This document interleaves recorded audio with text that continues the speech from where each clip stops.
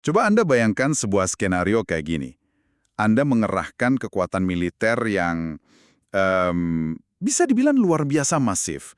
Kita bicara soal lebih dari 10.000 personel, terus ada gugus tugas kapal perang, sampai skuadron jet tempur yang siap siaga. Itu skala yang udah bener-bener mode perang ya? Benar banget.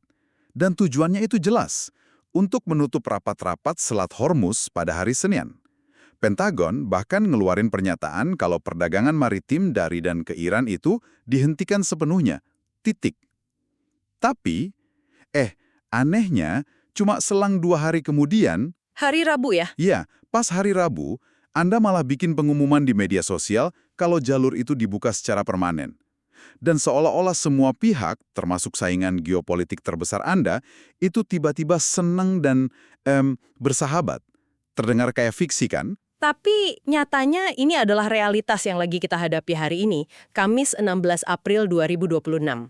Dan pergeseran ekstrim ini dari mode perang total ke deklarasi persahabatan dalam waktu kurang dari 48 jam, itu jelas bukan manuver diplomatik biasa, ini sebuah paradoks.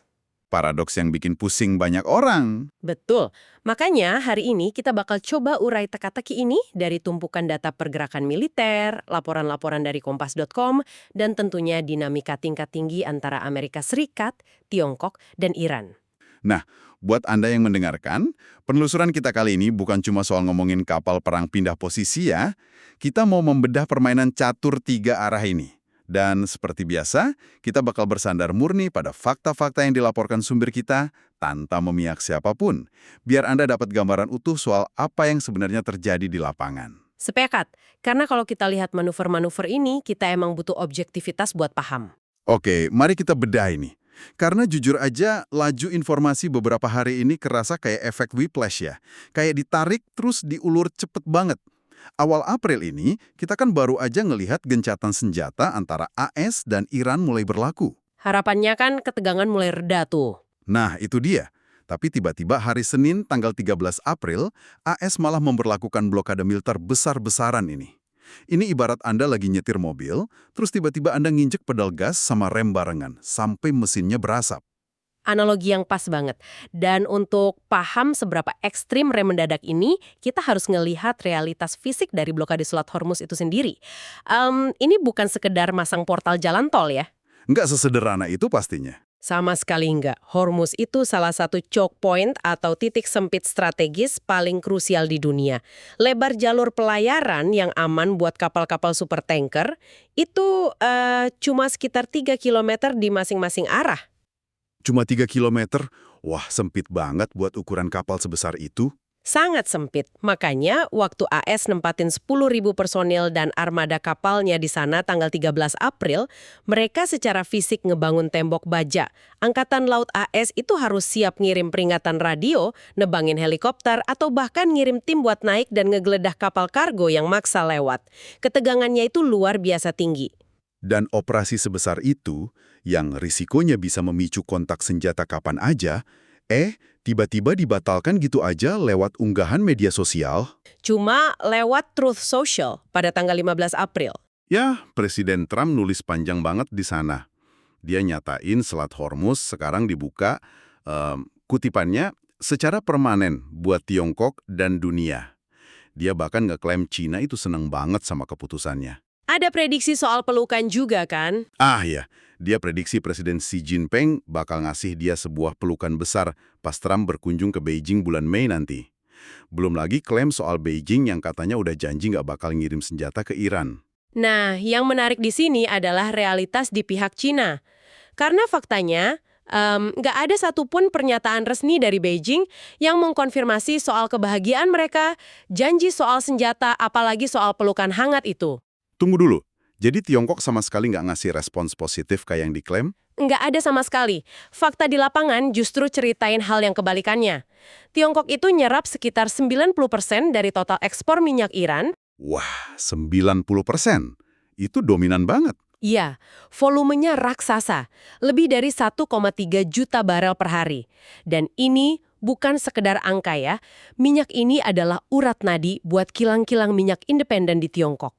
Mereka itu sangat bergantung sama minyak mentah diskon dari Iran buat jaga margin keuntungan. Oh, paham saya. Jadi pas AS nyoba mencekik ekonomi Iran lewat blokade itu, secara nggak langsung mereka tanpa sengaja nginjek selang oksigennya Tiongkok dong. Tepat sekali. Itu yang ngejelasin kenapa respon awal Tiongkok tanggal 13 April pas blokade dimulai, itu jauh banget dari kata senil. Secara resmi, mereka nyebut tindakan AS itu sebagai langkah yang berbahaya dan tidak bertanggung jawab. Berbahaya dan tidak bertanggung jawab. Tapi ada perubahan nada dari Beijing kan setelah itu? Betul, eskalasinya kelihatan jelas. Sejak konflik ini pecah akhir Februari, Tiongkok kan sebenarnya rada pasif ya, soalnya mereka masih punya cadangan minyak strategis yang cukup buat ngadepin gangguan jangka pendek. Jadi mereka ngerasa masih aman lah ya awalnya. Ya, mereka cuma ngeluarin imbauan normatif aja biar semua pihak nahan diri. Tapi kalkulasi itu berubah drastis pertengahan April. Soalnya blokade fisik ini berarti Angkatan Laut AS harus benar-benar mencegah kapal di laut. Dan itu berarti ada kemungkinan kapal kargo berbendera Tiongkok bakal diberhentikan. Pasti, diberhentikan, digeledah, atau malah disuruh putar balik sama militer Amerika. Nah, disinilah bagian yang sangat menarik menurut saya. Menghentikan kapal berbendera sebuah negara di perairan internasional itu kan bukan sekedar soal nahan barang dagangan ya. Itu soal kedaulatan. Betul, itu nginjak-nginjak harga diri negara tersebut di panggung dunia. Dan itu garis merah buat Tiongkok. Jelas. Makanya hari Selasa, 14 April, sehari setelah blokade agresif itu, Presiden Xi Jinping akhirnya angkat bicara langsung. Pas ketemu putra mahkota Abu Dhabi, bahasanya udah beda. Udah nggak halus lagi. Dia bilang apa tuh? Dia tegasin kalau dunia nggak boleh balik lagi ke hukum rimba. Terus dia juga kritik keras kalau hukum internasional tuh nggak bisa dipakai tebang pilih. Kayak cuma dipakai pas nguntungin satu pihak tapi diabaikan pas dirasa ngerepotin. Pemilihan kata hukum rimba itu dalam banget ya. Bukan cuma kritik, tapi kayak ada nada ancaman terselubung. Sangat, dan kalau kita kaitin sama apa yang lagi dipertaruhkan AS, manuver putar balik 180 derajat itu tiba-tiba jadi masuk akal. Laporan dari The New York Times nyebutin kalau kunjungan Trump ke Beijing bulan Mei nanti itu bukan sekedar kunjungan kenegaraan biasa. Soal agenda ekonomi itu ya. Bener. Menteri Keuangan AS, Scott Wilson, itu ternyata udah nyiapin inisiatif ekonomi besar-besaran yang rencananya bakal diumumin bareng sama Trump dan Xi. Wow! Jadi, gara-gara operasi militer besar-besaran di Timur Tengah ini, AS nyaris aja menghancurkan agenda ekonomi terbesar mereka di Asia tahun ini. Persis. Mantan Wakil Menteri Luar Negeri AS, Kurt Campbell, ngelihat dilema ini. Menurut dia, Washington itu bikin situasi di mana dua tujuan utama mereka malah tabrakan. Di satu sisi mau nekan Iran lewat blokade Hormuz, di sisi lain pengen kunjungannya ke Beijing sukses besar. Yah, mustahil kan Anda mau terbang ke Beijing, ngarepin karpet merah sama kesepakatan ekonomi raksasa, kalau di saat yang sama kapal perusak militer Anda lagi nodongin senjata ke kapal tanker Tiongkok di Teluk Persia. Masuk akal banget. Ada satu lagi nih yang menarik dari laporan itu. Profesor Universitas Georgetown, Rush Doshi, ngangkat poin yang krusial. Selama ini, kita kan mikirnya ketegangan AS dan Tiongkok itu selalu soal perang dagang atau rebutan dominasi chip AI, atau soal logam tanah jarang. Isu-isu ekonomi dan teknologi ya? Betul.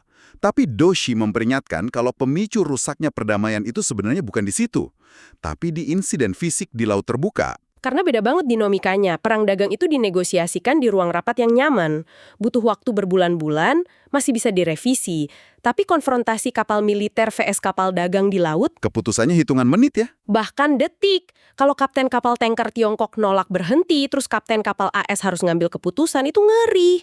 Kalau sampai ada tembakan peringatan yang salah sasaran atau kapalnya tabrakan, eskalasinya bisa langsung keluar dari kendali diplomasi. Jadi manuver dadakan buka blokade ini emang murni buat ngindarin mimpi buruk insiden fisik gitu ya. Betul sekali.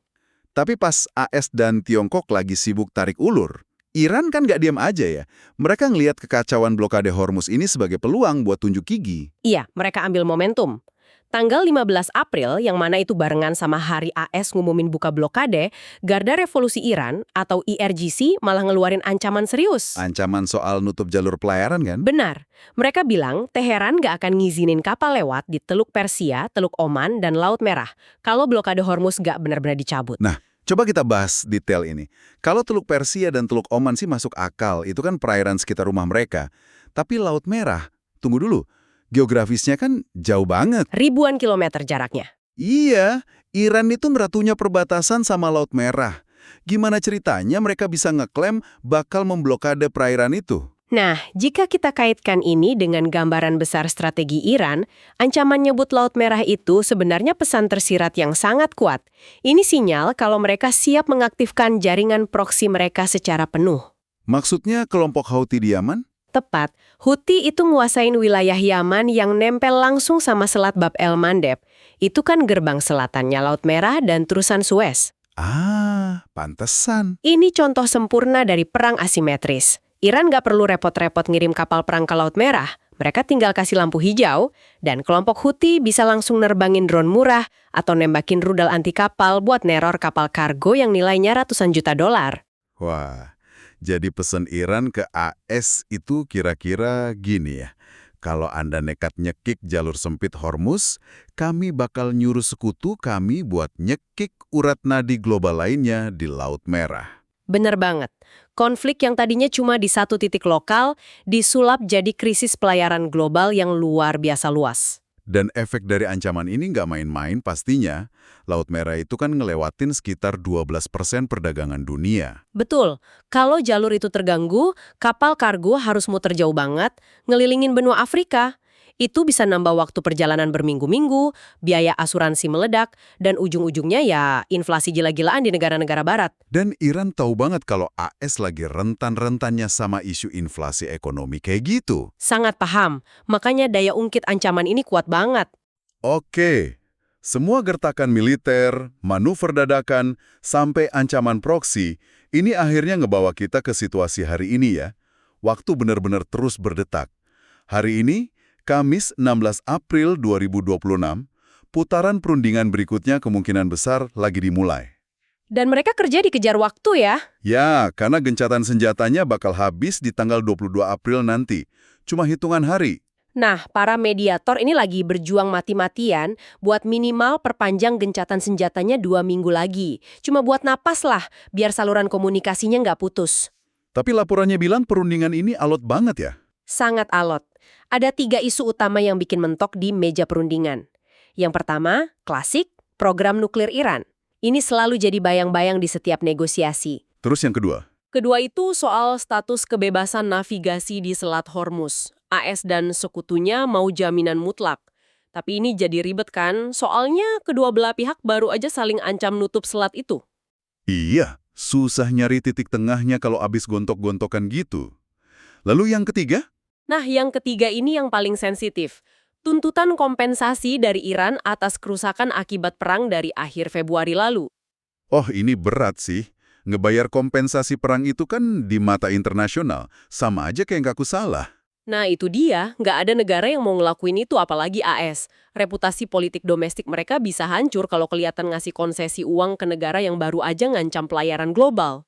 Tapi di sisi lain, Teheran juga butuh kemenangan itu buat ditunjukin ke rakyatnya di dalam negeri kan? Betul sekali. Jadi, ini jalan buntu yang sempurna. Dua-duanya nggak punya ruang buat ngalah tanpa kelihatan kalah. Jadi, apa arti dari semua ini bagi Anda yang mendengarkan?